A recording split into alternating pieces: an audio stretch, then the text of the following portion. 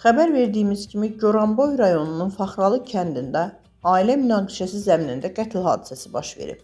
Sferas xəbər verir ki, Faxralı kənd sakini, Vətən müharibəsi qazisi, 3-cü qrup əlil, 1987-ci il təvəllüdlü Vəliyev Emin Xaləddin oğlu yaşadığı evdə ailə münaqişəsi zamanı anası 12 aprel 1963-cü il təvəllüdlü Əhmədova Zoya Rüstəm qızını bıçaqla bir neçə zərbə vuraraq qətlə yetirib.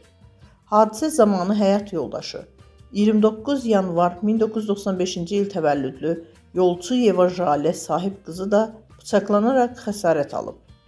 Məlumata görə Emin Vəliyev hadisə yerindən qaçsa da, polis əməkdaşları tərəfindən keçirilən əməliyyat axtarış tədbirləri nəticəsində saxlanılıb. Faktla bağlı araşdırma aparılır.